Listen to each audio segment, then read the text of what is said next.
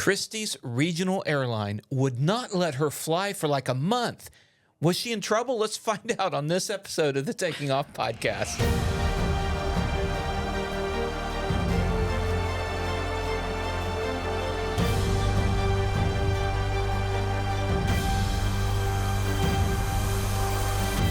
Hello and welcome to the Taking Off podcast. I'm Dan Milliken. And I'm mad at Dan. And that's Christy. So, Christy, you were forbidden to fly for like a month. Were you in trouble? Did you get called into the principal's office?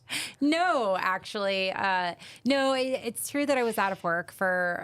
out of work? Wow. Well, I say out of work. I wasn't working. I was not actively flying for about a month and a half. And that's because I had a minor procedure done. It was like no big deal.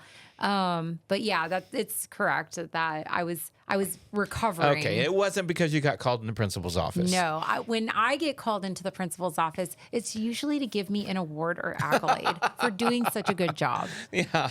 Okay. Well, so when you had the minor procedure, I remember talking to you before.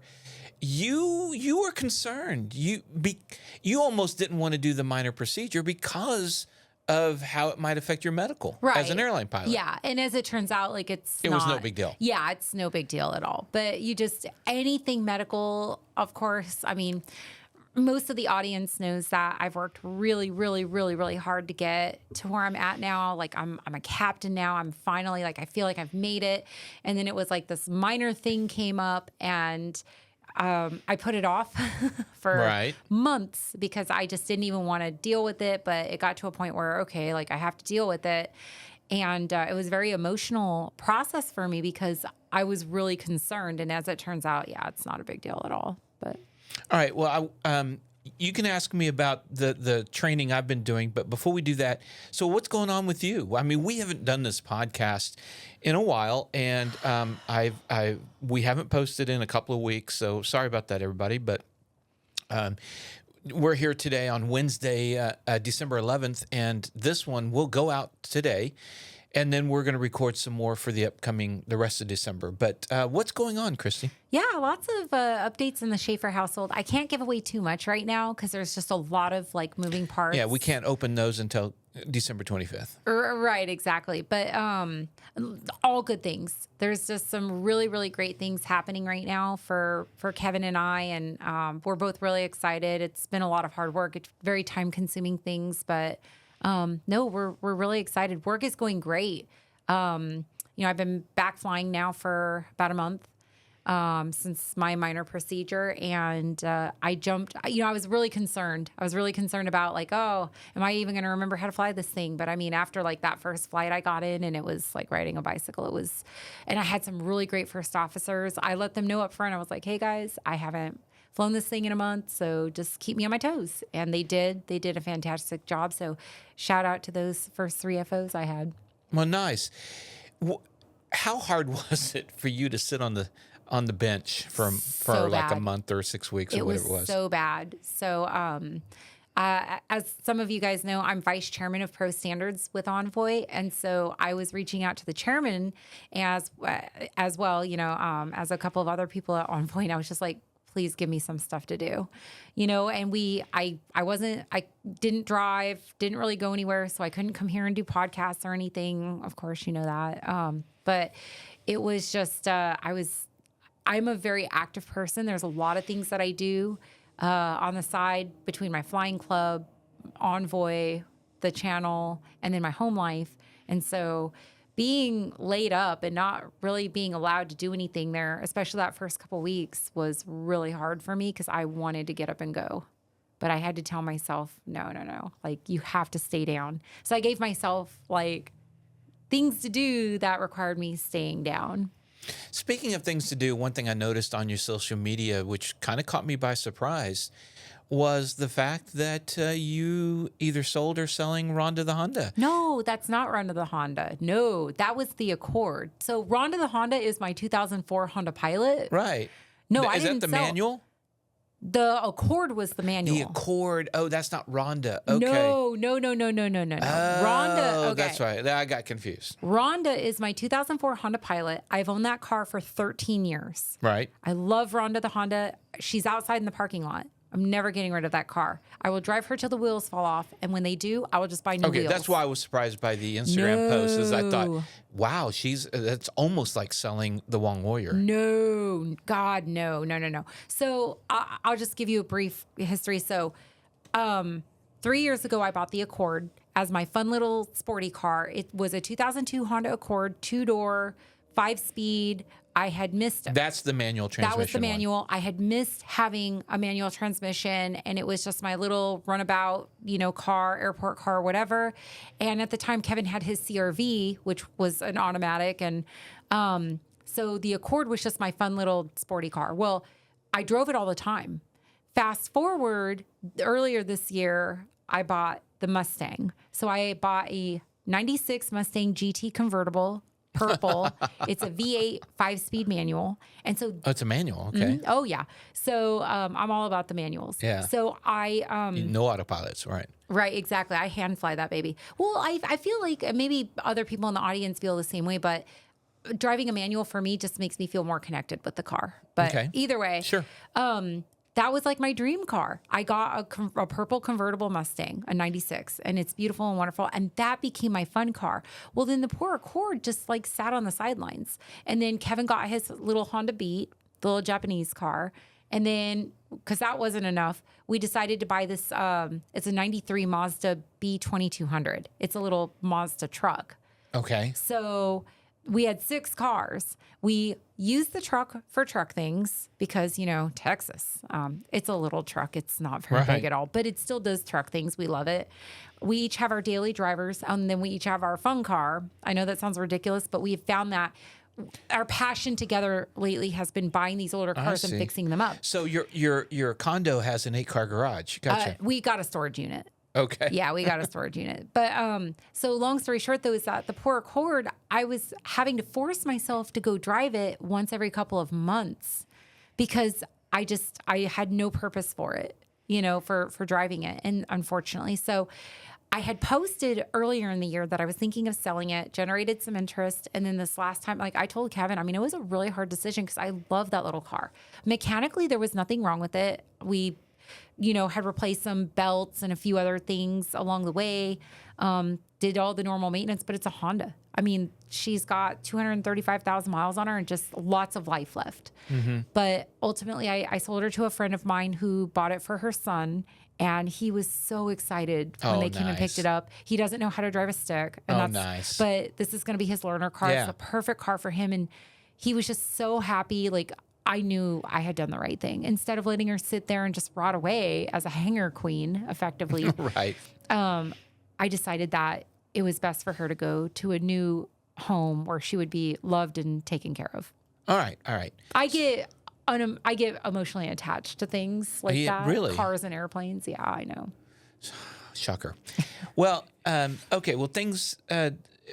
Anything else in your life that you? I are going upgraded through? the Warrior.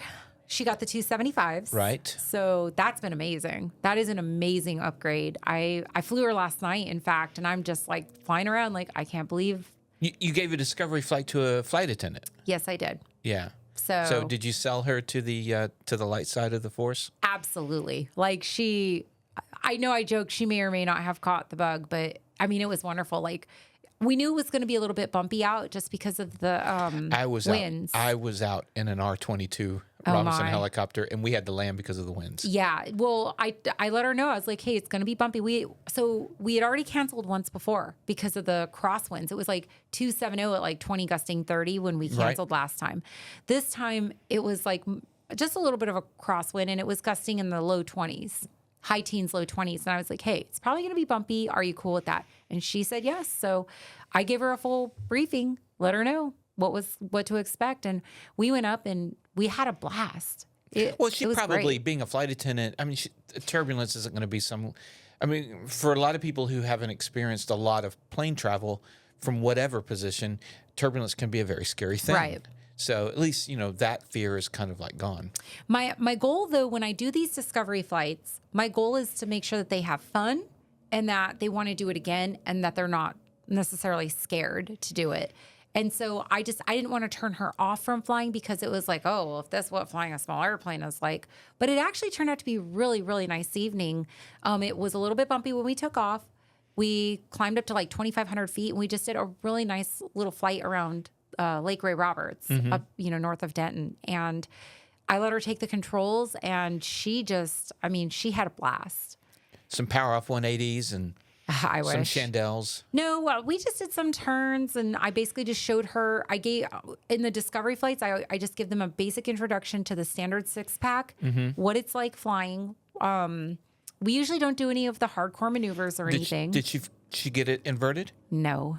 Too soon still? Why is that still a thing all these years later? But anyway, so we came back. I landed and just talked her through the landing and it was a great landing, and she was like, "Wow, that was really fun." And we talked about it afterward, and she's signing up.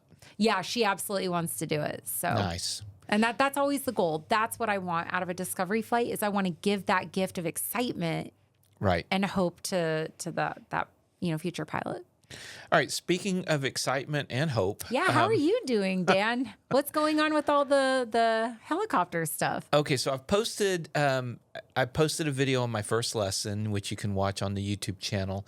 And that was actually now like 6 weeks ago that I did that first lesson, maybe 2 months. Yeah. It's been a minute. It's been a minute. I've been doing a lot more first lessons and, helicopter rotor flying, I'm might as well just be on record here. Yeah, it's cooler than fixed wing. I mean, that's okay. You are allowed to feel that way. And here's the thing. I am not too big of a person to admit that if I went and tried it, I might like it better too, but... Okay, so as talking to somebody who doesn't like autopilots, who likes to hand fly, who likes standard transmission vehicles, you would love helicopter flying. Because it is all those things. So what you're saying is that I need to take you up on that Discovery flight. Yeah. Speaking of spreading the love of rotor aviation, so I know that in the past, historically, you've been very afraid of helicopters. That's well known. Timid. Afraid is timid. Timid. Those things. Taka taka taka. There are still a lot of moments. Just recently, in this thing, I'm like, is this the place where I die? You do. That's exactly what you want in a flight lesson. Yes, that's right. Exactly what I've been looking for, Dan. Yeah. So, living there on the edge. No, so the helicopter, the thing about the helicopter. You said that about jumping out of the airplane too. So the way people talk about it is when you first get in there, it's like balancing on a medicine ball. And it truly is. I mean, you're trying to balance while standing on one leg on top of a big medicine ball. And it is very, very difficult. But everybody said at some point it will click. It clicked pretty quick. Like third or fourth lesson, wasn't even thinking about hovering anymore. As a matter of fact, I went out today. Yesterday was really bad winds. I'll talk about that in a minute. But we're out today practicing emergency procedures. And we were done. And we were heading back. And we had to hold... for the runway, and we're sitting there over. There's an old crosswind runway at Meacham that is closed, so it's got a big yellow X on it, and so we can taxi over that. So they asked us to hold short over that. So I'm just putting myself right in the middle of the X without thinking, and just holding there without thinking, with a tailwind, which is very difficult in a helicopter. It's not a big tailwind. But then I just realized, I'm not thinking about hovering at all. I mean, it does become second nature, and you don't have to think about it. And every helicopter pilot I've talked to says the same thing. I mean, I can see that. I can definitely see that. I remember when I was first learning how to fly, when I was a brand new private pilot, I was using 150% of my brain power at any given time to do the normal takeoff and landings and stuff like that. But then after you do it so many times, it becomes second nature. And now it's I go through the checklist and don't even think about it anymore. So I can respect that. Yeah. And, it's all about, just like flying fixed wing, it's about not being behind, but being ahead of it, and anticipating versus reacting. And that's exactly what it is with the controls. You get to the point where subconsciously you feel a little this or that, and you've already put the control input in to anticipate that and just become second nature. You don't have to use the brain power for that. However, in the emergency procedures, it's been very, very difficult for me. Okay. And very difficult, like losing night's sleep difficult. Really? Yeah. Can you give an example? So, in the fixed wing private, you have to learn a set of maneuvers, S turns, turns around a point, all the soft field Do takeoff. you do turns around a land. point in a helicopter? You can. But for the helicopter, your maneuvers pretty much are emergency maneuvers. Okay. So you're learning, in the biggest is the auto rotation. So, and you have to learn 3 different auto rotations. Oh, my. The auto rotation, for those that don't understand rotor, the auto rotation is the way you glide a helicopter if you lose your engine. So without an auto rotation, you're a brick. So you lose the engine, boom, you're done. With auto rotation, it gives you a chance to glide down to the earth. And now with my gyro experience, the gyro flies 100% of the time by auto rotation. And that just means the airfoil that's generating lift is spinning above your head. Well, in the gyro, it free spins the whole time. In the helicopter, it has a sprag clutch. You know what that is? I do not. Okay, so when you are riding a 10-speed bike and you're pedaling, right? Well, how come if you just stop pedaling, the wheel keeps turning? Wouldn't you think that if it's connected, you got that chain going back to the sprags, wouldn't it just stop? Okay. Oh, yeah. Okay. I can see where you're coming inside the hub is what's called a sprag clutch, which basically is kind of turns one way, allows for one way so that when you stop, it free spins. from. Okay. Helicopter has the same thing for the main rotor. Okay. So and that's an important thing to know from a safety thing. If the engine were to die, your rotor will still spin. Now, you've got induced drag depending on how much bite you're taking out of the air. So the very first thing you do is you lower the collective, which takes your airfoil closer to your relative wind, right? So and by the way, rotors are symmetrical, not asymmetrical, like most cambers of the wings are. Right. So, and it creates that uneven, because that was really something I had to really think about as a fixed wing, and understanding the principle of lift, formula for lift, and you've got the air trying to go different speeds over the top and the bottom to create the low pressure, but the Venturi effect, all that.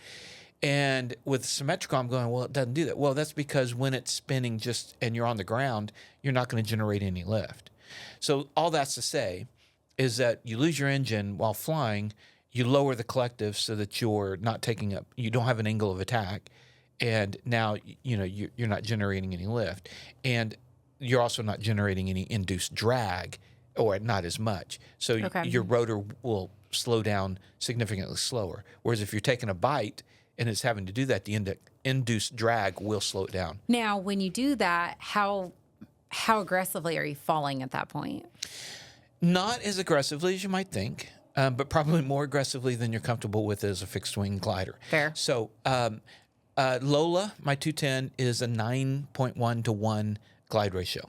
Okay. What's the Wong Warrior? I forgot. I'll be honest. I know that my glide speed is about 73 knots. So probably Right, but speed is more about how many feet do you lose per nautical mile? it's like 8. Yeah, like 8 feet. 800? 800. Yeah. Yeah. So the helicopter loses 1,500 for every 1 nautical mile. So it's more like what's the math on that? I should know this. 4 to 1? It's okay. Math is 6 hard. to 1. Something like that. But it's 1,500 feet you lose for every 1 nautical mile. So it's not a great glider. All right. I wouldn't think so. So you are coming down a little steeper than you would in the Wong Warrior. But all that's to say, all that's easy. What happens is you got a very narrow window of the RPM of the rotor, and it's by percentage, right? So your percentage is like 97 to 104 in a Robinson R22, very small helicopter. And that is a very narrow window. It sounds big, 97 to, you got 7% there, but it's very small. I can imagine. And just a little bit, of this or that, and you either go too low on your rotor RPM or you go too high. And I know from reading as I studied and getting into helicopters, there's a point where if you stall your rotor because of low RPM, it's unrecoverable. So the very first time you're hearing that low RPM horn, that's when you're going, I think I'm going to die. And you have to really trust your instructor. And the guys at the Helicopter Institute have been amazing. And I really do trust my instructor. And I remember in those first flights going like, my life is in his hands. Things happen. You're hovering so close to the ground. Things happen so quick, much quicker than fixed wing. And I lose my engine in Lola at 15,000 feet. I'm going to have 20 minutes of glide time, depending. So, I mean, you got a lot of time to think. You lose something, hovering 4 feet over the ground, you got to go now. So it's really intense, and you have to really trust the instructor. What really hurt was about 5 or 6 lessons in, we get to talking and I find out he is the exact same age as my son. Oh, wow. Then you're going, oh, wow. Yeah. So anyway, it's interesting, but it's scary. And honestly, this is Helicopter Institute is a 141 school. And I had never done any aviation training in 141, which is very regimented for those that don't know, versus what's called Part 61, which is at your own speed. So, we've got these lessons, we've got all these things. And one thing we have in 141 is stage checks. Yes. So you get to the end of stage 1, and you get a different instructor who is qualified to do stage checks, who comes in, and it's like a mini check ride, and you go up, and I did not have a good stage check. And I haven't faced this kind of unaccomplishment, whatever you want to call it. Would you consider it a failure? It was a failure. Okay. So, and I had to take it again. So I didn't want to spill that too much because I've got a video coming out on it. But okay. But it's all about how you deal with failure and everything else. But I'll get into that in the video. But I lost sleep. I mean, I would too. I completely understand. And it's all about the auto rotation. Wow. And that's where it is. That's where the fail came and everything else. And now I know from doing this maneuver, even the little bit that I've done it, just like the power off 180 is hard when you first start doing it for your commercial pilot, fixed wing, the auto rotation, I'm sure, will become my favorite maneuver. It's the most you have to do and everything else. But, the thing about a helicopter, you have to do 6 things, and you have to do them all at the same time. Oh, wow. So in the auto rotation, you go, okay, step 1, step 2, step 3. Well, you're too late now. You need to do all 6 of those, like pretty much right away. Wow. So it's happening really, really fast. So what I did after that is I just went into, they have some simulators, and I would just do muscle memory on step 1. Let's do that. Okay, step 1, let's do that. Step 1. Now I don't think about step 1. I don't think about step 2. I went up today, and really I didn't have to think about steps 1 through 5. Now it's just step 6, and it's getting a lot better. Okay. So how close are you now to being able to take that final check ride and get your certificate? The last stage for this is stage 3, and I do my stage 3 possibly tomorrow. Check ride. Wow. Stage check. Okay. So that means after that, it should I pass, which he warned me that they're going to be really, really tough on stage 3. So I'm wondering if I'm even going to pass stage 3. Today was better, but like based on yesterday, no, I wasn't going to pass stage 3. So we'll see. But in my defense, yesterday we took off, winds were gusting 22. Now almost down the pipe, which is okay. But for fixed wing, that's great. You can have gusting whatever, because fixed wing, it's all about the crosswind component. Right. For a helicopter, going any direction, it's simply how your helicopter is, the school says, 25 knots, you're done. So we took off at 22 knots. And then at one point, we're out there practicing, and the tower says, update winds, blah, blah, blah, gusting 2.6 or 2.7. And the instructor, my controls, and he took it and called, and we went back. So at that point, I can't manipulate the controls. Right. So anyway, it's a different world. It's an incredible world. I'm so excited. I do think about like, how could I buy a helicopter? Yeah. So that was my next question is you're going through all this. What do you plan to do with this? I don't know. I don't know the answer to Are that. you going to go be like a news helicopter guy or? Here's the crazy thing is because this is considered an add-on. So it's not an initial. Right. So we add on to your fixed wing license, and I have a commercial. So this actually, I get an add-on to my commercial. So Right. I get to commercially fly helicopters, and my requirement is 30 hours, and I'm not there yet, by the way. But once I have 30 hours and I pass the check ride, I could be hired to be a helicopter pilot. That's crazy to me. Yeah, it's crazy to me too. Okay. I'm just messing with you. Well, but the thing is, so in the fixed wing world, you finish your your IFR, you finish your private, you do whatever at the school. You can continue. Usually, you can continue to rent their planes and build some time and do stuff like that. Right? You don't have to own a plane necessarily. Right. In the helicopter world, it's not that easy because the insurance is just crazy. Oh, absolutely. I can see that. The other thing about a commercial add-on for rotor, no solo required. Yeah, that's interesting. Yeah. Now we're going through this 141. I'm an add-on, whereas a couple of guys are going through their private. So they're going through their initial training, and I get to see them all solo and everything else. And I'm thinking it'd been really fun to solo, but yeah. See, I initially thought you soloed too, and I was like, when's the solo? And yeah, there's no solo for commercial rotor add-on. How close are you to getting that 30 hours? After this morning, I think I'm at 26. Oh, so you're close. So and then I've got the stage check coming up and everything else. But I mean, at the stage it is, at the pace it's going right now, I could be right at the 30 by the time I do the check ride. And honestly, I'm not there. So we have to do the three auto rotations. One's a straight in, right? So then the second one is a 180. So you lose your engine and then you turn around and head for a spot, right? Okay. The third one is the hover auto. What happens if you're hovering and you lose your engine? Oh my. So it's all these quick reactions. Now you're only doing that one 4, 5, 6 feet off the ground, but they're all like really, really. Although I tell you the emergency procedure we introduced yesterday that I hadn't done yet was the shallow approach with a skid landing. Oh. Yeah.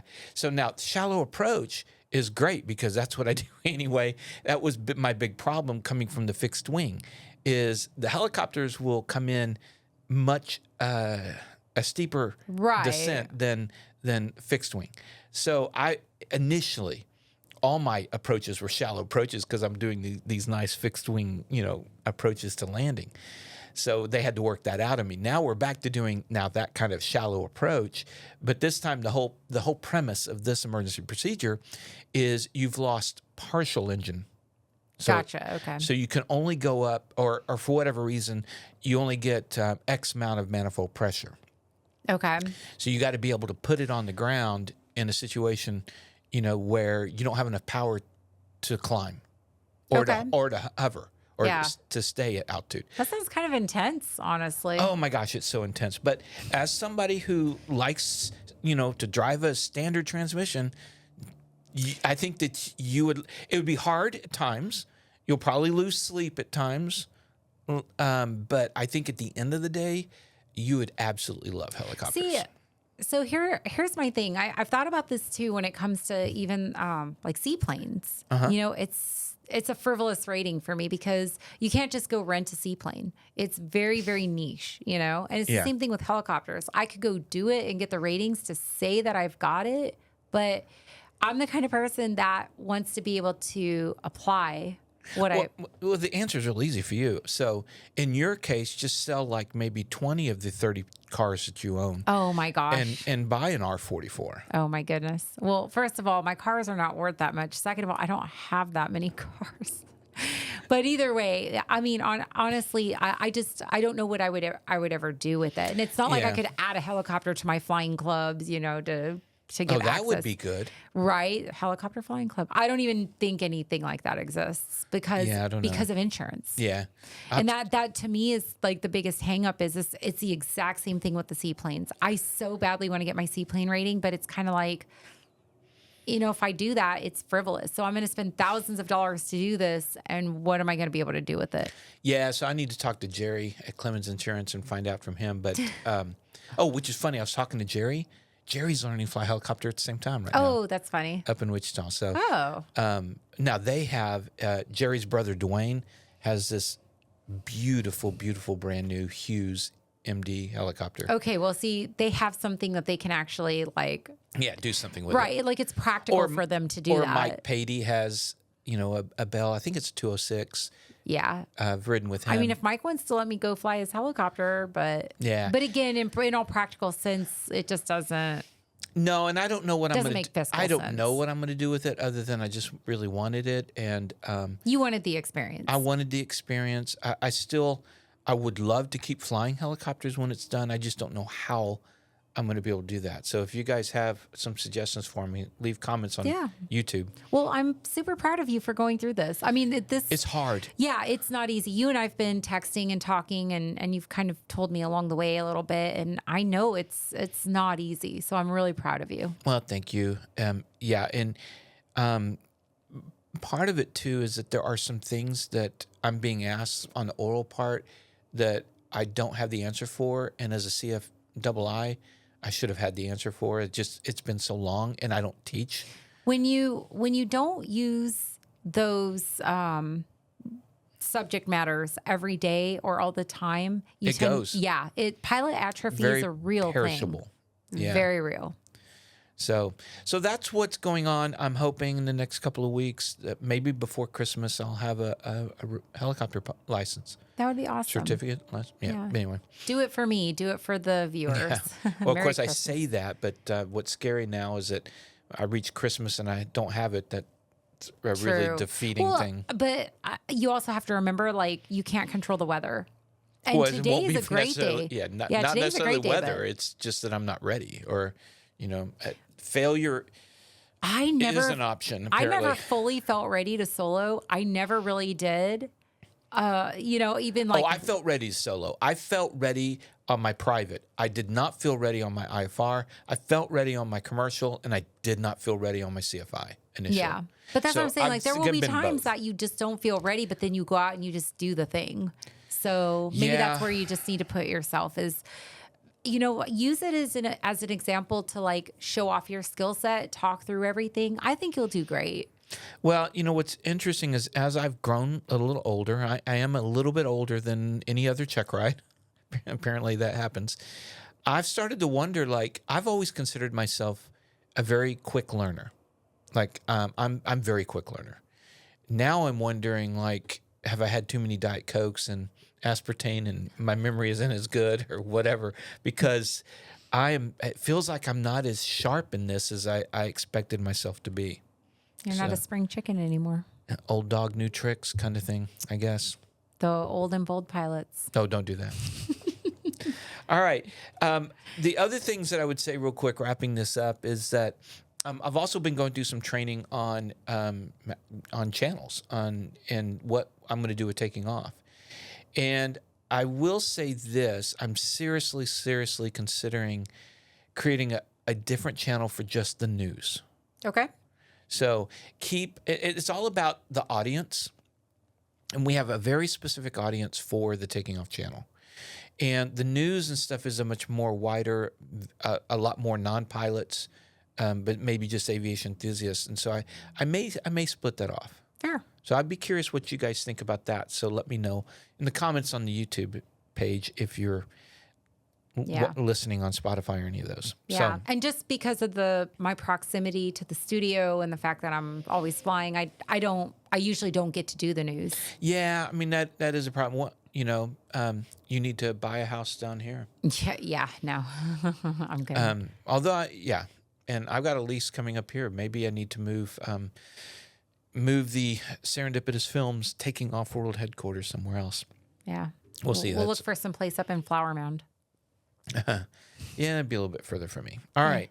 Well, guys, thank you so much for watching. I really thank our sponsors. I mentioned Jerry from Clemens Insurance. And, even if it's not just like your insurance as a pilot or for your plane, he actually does all insurances. So for your home and auto and all that kind of stuff, Does he do life insurance? Because I might be calling him on your behalf. he does. Oh, okay. He does do life insurance. I was half joking, but Yeah, so clemensinsurance.net. Also, Colton Mortgage for your residential mortgage. Hopefully, those will start coming down, the interest rates. Marshall Protective Services, mpsprotects.com. 67 designs. I just posted a video yesterday about the iPad holder. Brant from Colton Mortgage was flying with me one day. He saw this. He had just spent a lot of money on the competitor, and he's lost 2 Apple Pencils because it doesn't have a way to hold. And 67 designs that holds the pencil. It's really great. Magnets just go real quick here and there. So really like 67 designs. Yeah. And We can't forget Flying Eyes. Can't forget Flying Eyes. FlyingEyesOptics.com. Use our discount code, taking off all caps, one word for, I almost said for 100%, no, for 10% off. And we're not going to forget Z-Vision, xevision.com. I'm going to be doing a video. I've got my lights now. I was landing at Hicks and I was pulling off and the other traffic goes, wow, dude, those are really bright lights. So that was in the daytime at Hicks. So I want to be seen at Hicks because it's the Wild West. Yeah, it is. So, all right, those are our sponsors. I'll have them in the description, but check them out. We really appreciate you guys. Remember, superior judgment trumps superior skills. We'll see you guys later on the Taking Off podcast.